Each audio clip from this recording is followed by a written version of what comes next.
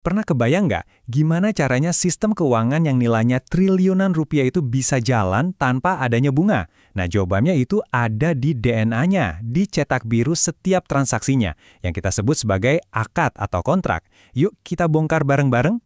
Coba deh kita bayangin sebuah dunia di mana bank itu sama sekali nggak bisa minjemin uang terus narik bunga. Ini bukan sekedar pertanyaan iseng loh, tapi ini adalah titik awal dari sebuah sistem keuangan global yang super besar. Dan ini juga bukan tentang cari cara lain buat nyebut bunga ya, sama sekali bukan. Ini tentang membangun sebuah sistem dari fondasi yang benar-benar berbeda, yang dasarnya itu adalah prinsip-prinsip untuk menghindari praktek tertentu. Jadi, fondasinya itu ada 3 larangan utama. Pertama, riba. Gampangnya, ini segala bentuk tambahan dari pinjaman. Terus yang kedua ada garor, atau ketidakpastian yang berlebihan di dalam kontrak. Dan yang ketiga, maisir, yang intinya adalah judi atau spekulasi. Nah, setiap transaksi syariah itu harus wajib bersih dari 3 hal ini. Jadi kalau bunga dilarang, terus solusinya apa dong? Jawabannya ada pada sesuatu yang sebetulnya sangat dasar bagi kita semua. Sebuah perjanjian yang mengikat. Fokusnya bergeser dari pinjam-meminjam uang menjadi perdagangan dan kemitraan. Inilah dia kata kuncinya, akad. Artinya itu ikatan. Kontrak inilah yang jadi fondasi dari segalanya. Setiap produk keuangan syariah, mulai dari KPR sampai modal usaha, semuanya itu dibangun di atas sebuah akad yang spesifik. Dan pentingnya memenuhi janji atau kontrak ini bukan ide baru loh. Perintahnya datang langsung dari Al-Quran. Ini menunjukkan betapa mendasarnya konsep perjanjian yang adil dan transparan dalam prinsip ekonomi Islam.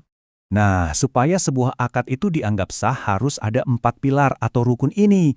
Simpelnya harus ada para pihak yang setuju, harus ada objek transaksi yang jelas dan halal, tujuannya nggak boleh melanggar syariah. Dan yang paling penting, ada penawaran dan penerimaan yang jelas. Ada ijab dan qabul.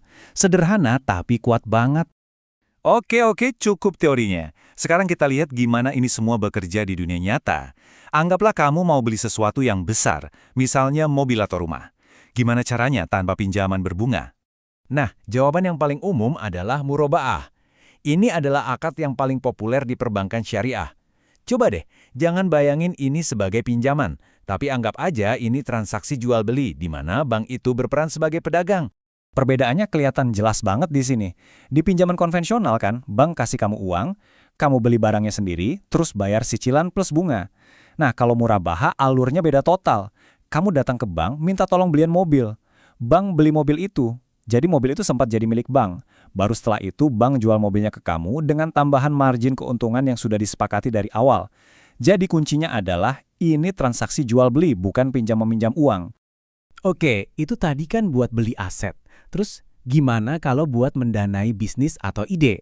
Nah, disinilah prinsip kemitraan itu benar-benar jadi bintangnya, di mana bank dan nasabah itu bareng-bareng berbagi resiko dan juga keuntungan.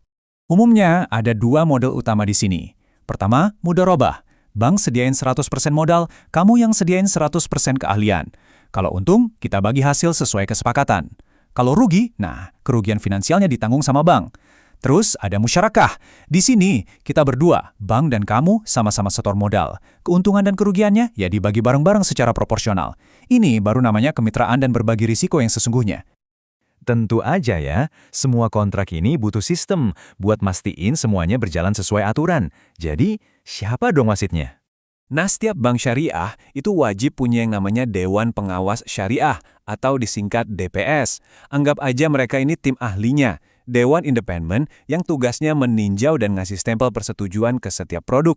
Tujuannya apa? Ya untuk memastikan semuanya sesuai dengan prinsip-prinsip yang udah kita bahas tadi. Oke, mari kita sambungkan semuanya ke produk-produk yang mungkin kamu kenal. Mau ambil KPR syariah buat beli rumah? Nah, di belakangnya itu ada akad jual-beli murabahah. Atau mau biayain mobil? Itu juga pakai murabahah. Butuh modal kerja buat bisnis? Itu bisa pakai skema kemitraan musyarakah atau mudharabah. Jadi, setiap produk itu punya cetak biru akadnya masing-masing.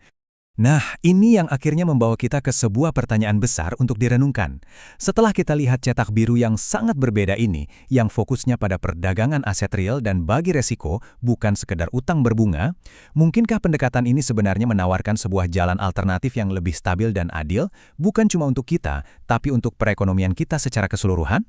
Coba kita pikirkan.